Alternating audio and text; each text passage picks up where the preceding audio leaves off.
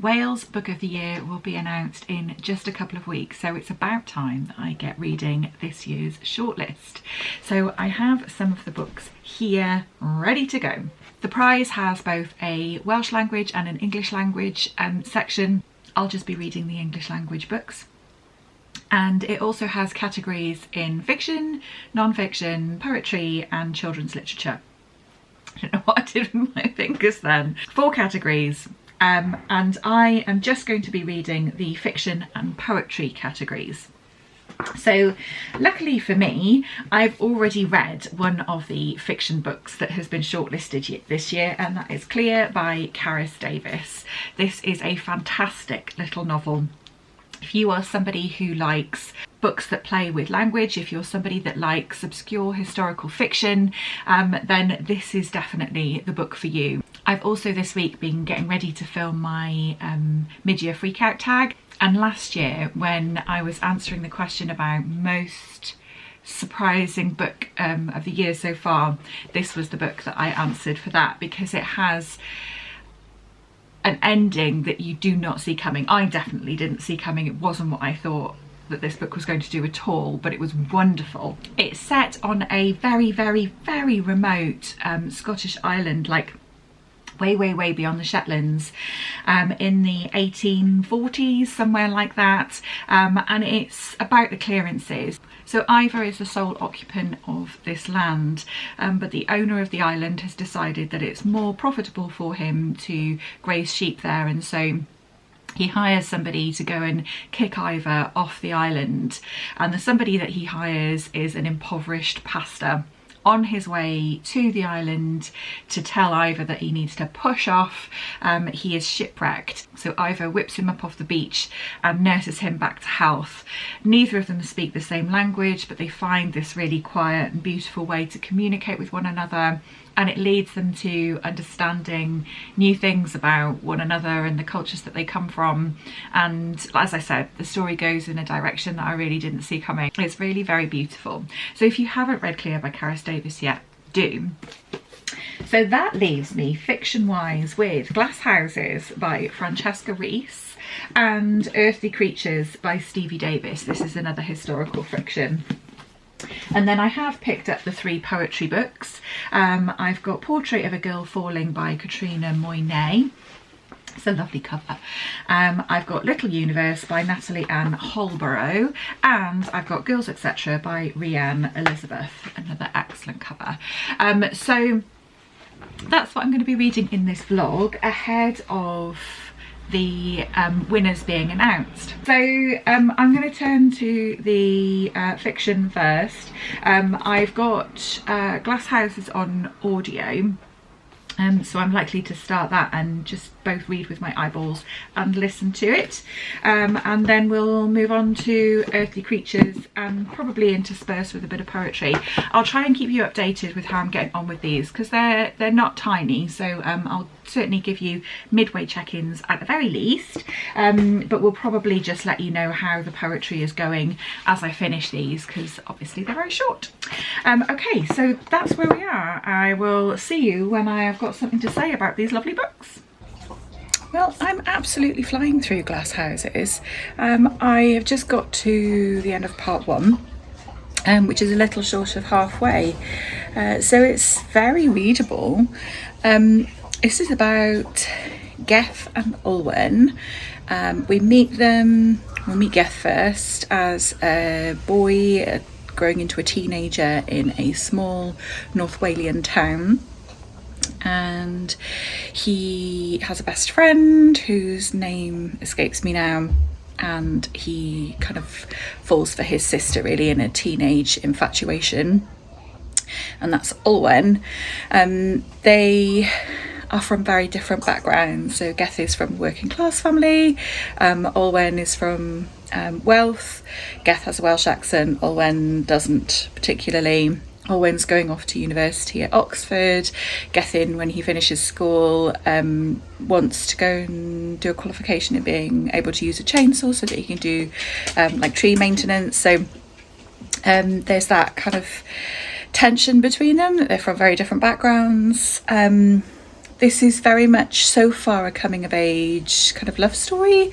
It's not cheesy or, you know, it's, as you would expect, a kind of like teenage love story from a boy's point of view being told.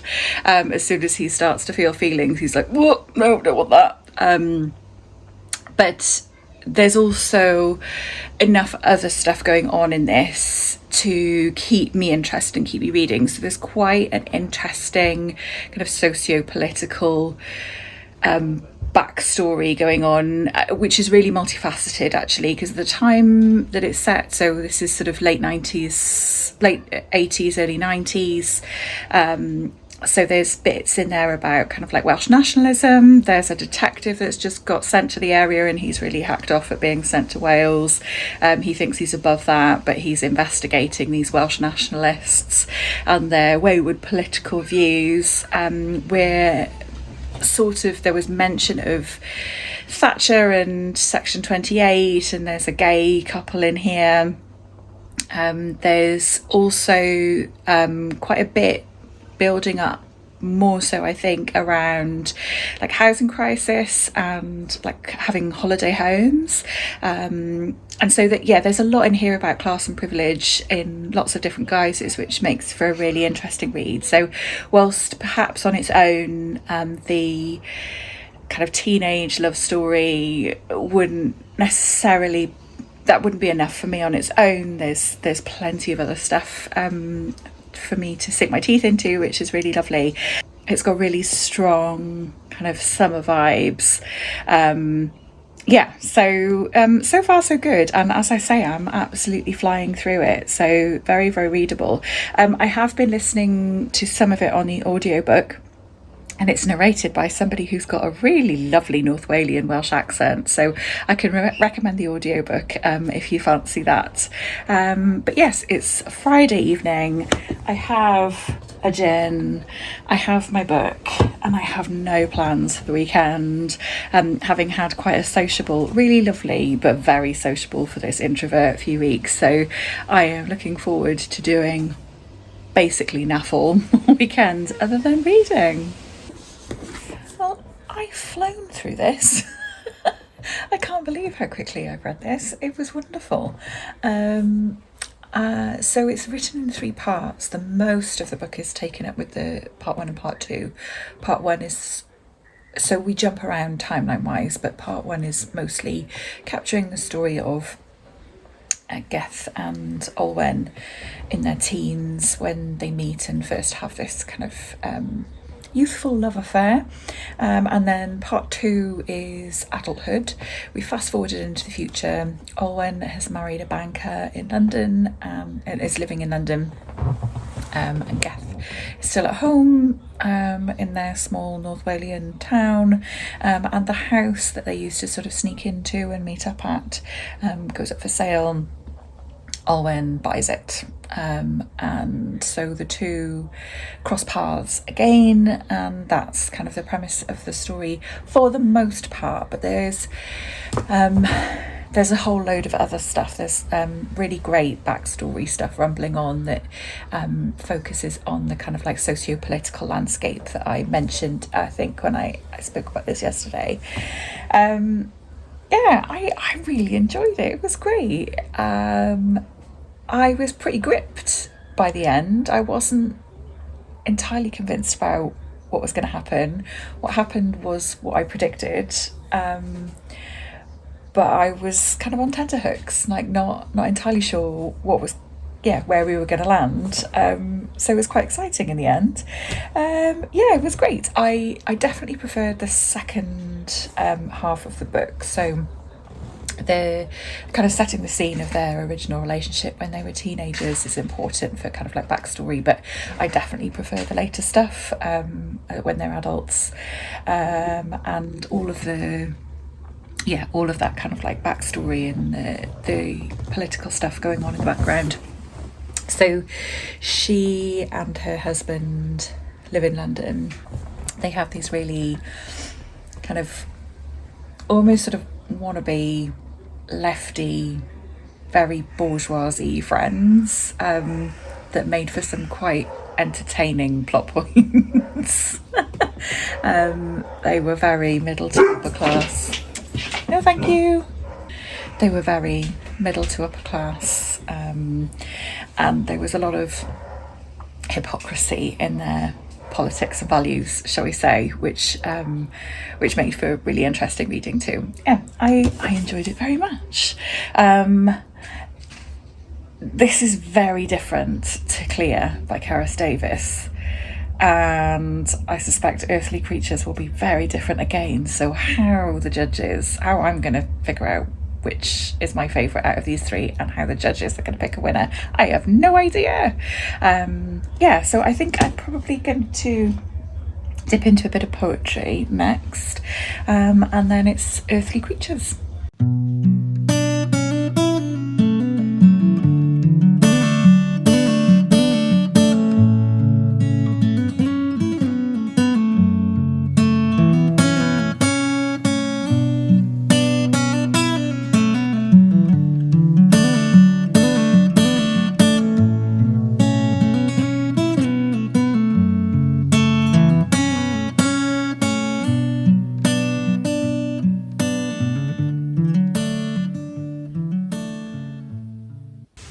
Hello, it's a bit windy, so I hope you can hear me okay.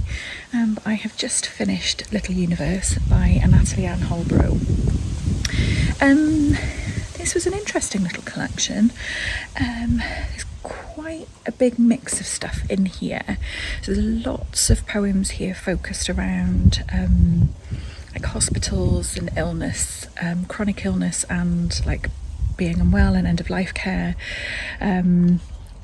Yeah, there's a big variety in there. I suspect Natalie Ann Hollborro has diabetes. There's a few in there about that, but also her grandfather evidently was in sort of end-of-life care in hospitals and evidently passed away. So yeah, there's quite a lot in there about those. The section, it's in 4 sections. The section I like the best was nature poetry, obviously. There were some really, really lovely things in here, and I'll read a bit of one of those in a minute. But highlights for me, other than that one, were a poem called Run Like a Girl, which was drawing attention to like women feeling unsafe when they're going for a run. That was quite smart. There's one about Welsh women gathering cockles on the seashore. That was very lovely. Yeah, there's some Greek mythology in here. Yes, there's a real mix.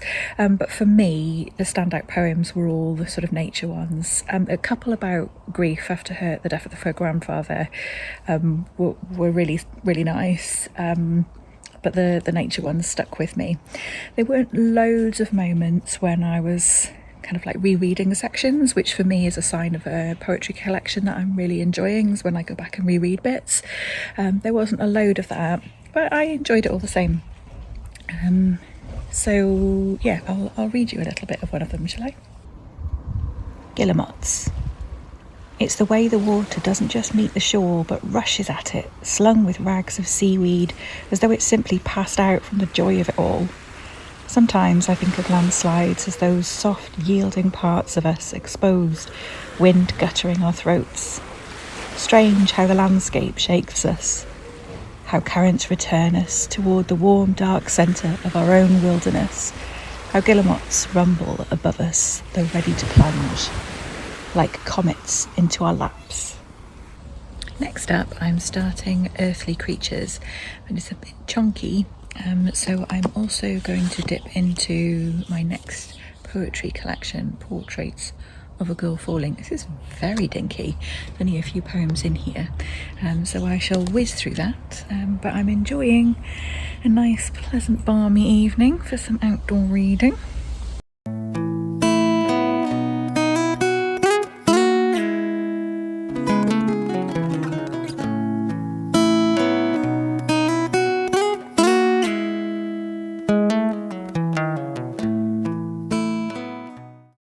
That was a very quick but very, very pleasant read. I thought this was fucking brilliant. It's fierce and like feisty and political and feminist and yeah, all those good things. It was absolutely brilliant. She plays a lot with form, so I'm not going to read any of them because they are much more appealing on the page. And there's some words that are kind of like faded out, which is so clever, the way that was done. I thought this was absolutely fab. Loved it. So now on to Earthly Creatures.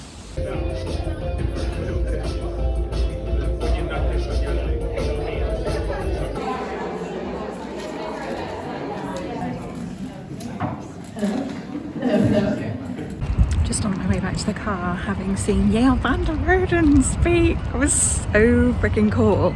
She's hilarious, so funny. I absolutely love that. If you haven't read The Safekeep, do. But I have also read the first couple of chapters of Earthly Creatures, and so far, very briefly, because I'm literally on chapter 3, the characters are smashing. I'm loving them, but the writing style is odd. There's lots of really kind of laboured explaining of how everybody's feeling instead of like describing a facial expression or something. She describes the facial expression and then like in italics says what that's conveying, like what the character is trying to convey with that facial expression. So it's a bit laboured in that sense, which is odd. But anyway, like I said, character's really interesting. Magda is a young woman and she lives with her brother Clem and her dad and her aunt, because both her dad and her aunt have lost their spouses, so they live together and have brought the children up. And Magda has just got a letter, which is her call to service, and she's off to East Prussia to teach, and her brother Clem has signed up to the German army, but her dad is less sympathetic to the cause and of the Nazis, and her aunt also. So yeah, very interesting time and setting. Characters are super, but yeah, really odd writing style. I'm not a huge fan of tell over show, but we'll see how that progresses.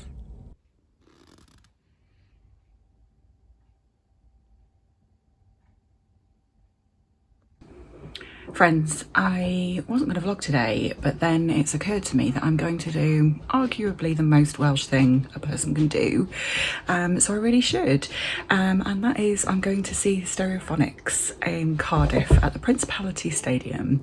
I have grown up on the Stereophonics. I first went to see them in a leisure centre as a teenager.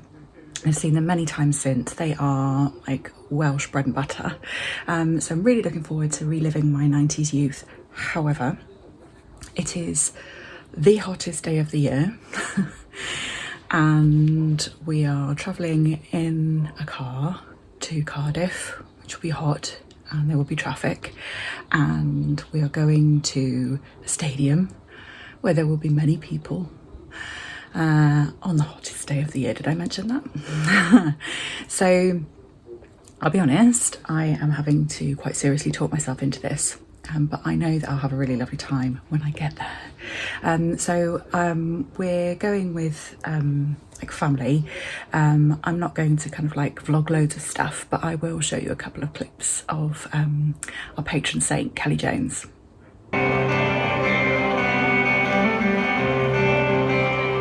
Things I want, things I think I want. There's more life, I'm gonna transfer. There's no mistake, I'm sure, it's that time. On the way, I saw him last. Welcome back.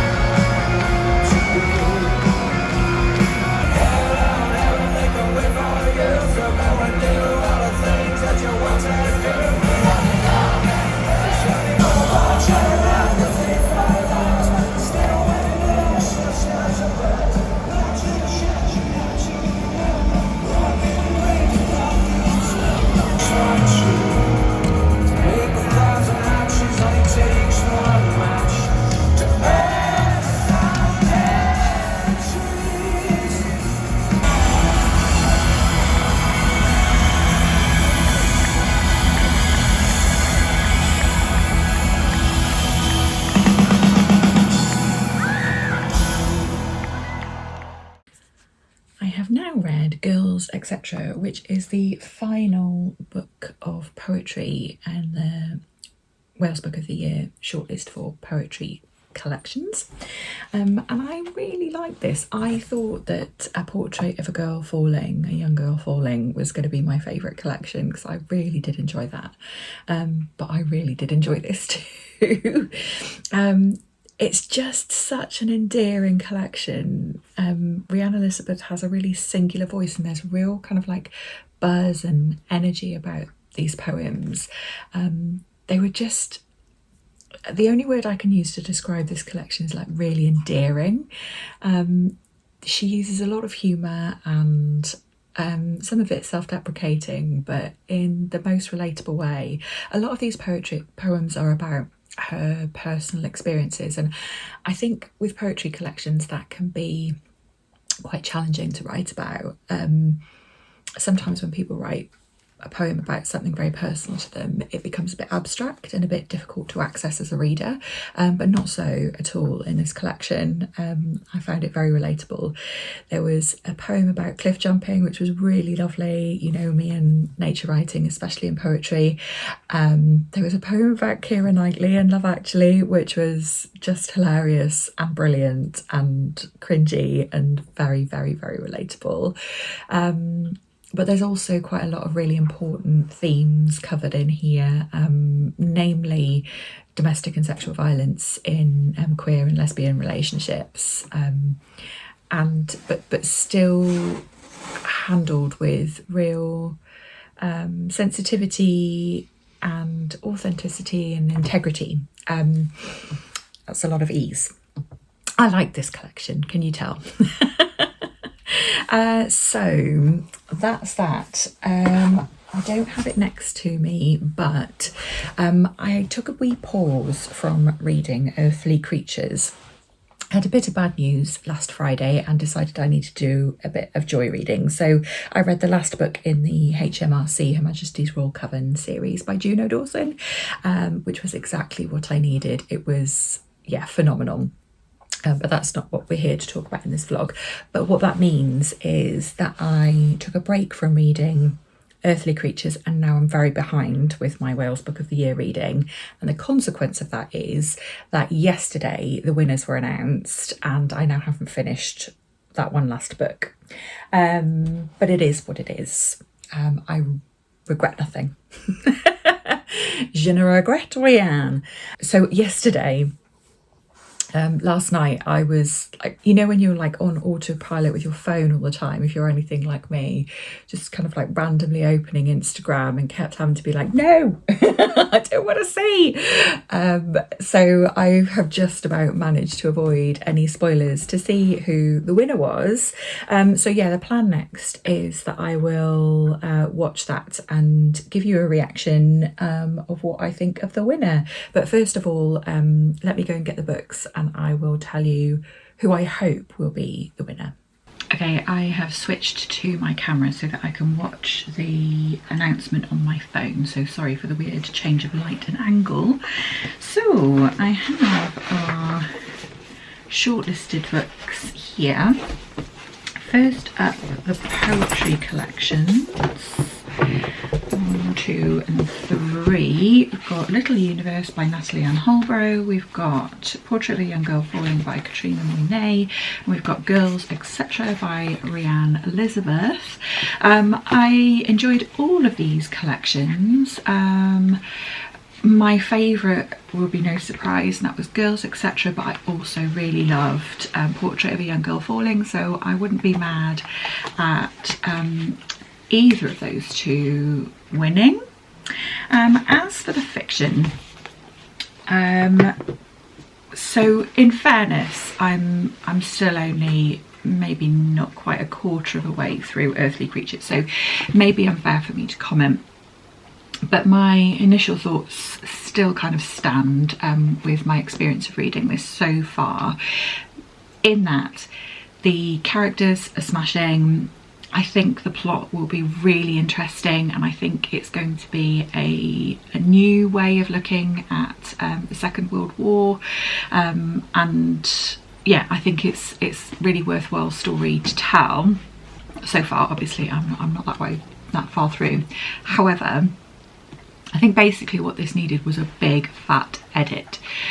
Finding the narrative voice quite chaotic. Some of the writing is almost stream of consciousness and it doesn't suit the rest of the book, and I still found that that thing where like a look or a facial expression or a movement would be described and then you'd get like a paragraph, like a good few sentences, like telling you the thoughts that the character was conveying with that. It was very, yeah, it was odd. I feel like, you know, do one or the other, tell me what they're thinking, or show me it with their movements and let me interpret it myself.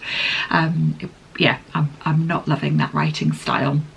So kind of mixed feelings about Earthly Creatures, but I will finish it. I will carry on reading it and finish it, but not before the announcement.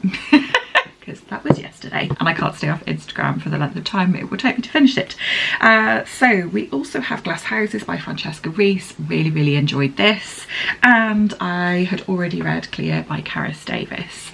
Now in terms of what I hope to see as the winner, I think it's probably still Clear by Carys Davies. I think this is a really exceptional book, but I really wouldn't be mad if it was Glass Houses. I thought this was really great too. So there we go. Maybe I'm being a bit of a contrary fairy by giving you 2 options out of 3 for both categories, but I don't care. So let's log on and see if we can find the announcement. Okay, it doesn't look like they've done a video, so I'm just going to have to look at the posts. Okay, that's the children's. You can see the non-fiction. Okay, poetry. It was Girls Etc. by Rhian Elizabeth. Absolutely smashing. That's great. I think that's a really worthy winner. Yeah, absolutely banging. Really happy with that. I think that was a really smashing, like really nuanced and yet still really cohesive collection. I really enjoyed reading this. Great. Okay, and then so for fiction, it's Clear by Carys Davies. Amazing. That's really great. I'm so pleased for her. This is a really worthy win and a great example of really good quality Welsh fiction. I am absolutely delighted. I think this was a cracking book, but all of these offered something really different, and there's something here for everybody, and there is something to be said for that. I really hope that Welsh literature is on the rise in its recognition and that it's getting much more into the hands of like mainstream readers. I would love to see that continue, and I would love to see like Wales Book of the Year's shortlists growing from 3 books, because there's some really fantastic literature coming out of Wales at the moment. So I think we're probably going to wrap the reading vlog up there, unless I finish Earthly Creatures over the weekend and have something drastically different to share with you. I will wish you a fond farewell. Your time is really precious, and I am so grateful for you for spending it with me here watching this silly little video. If you plan to pick up any of these books, or if you've read any of them, or if you've read any other really fantastic books by Welsh authors, please hit me up in the comments. I'm always looking for new recommendations of Welsh literature to pick up. Thank you so much for watching. I hope that you are looking after yourself, and I'll see you again in the next video.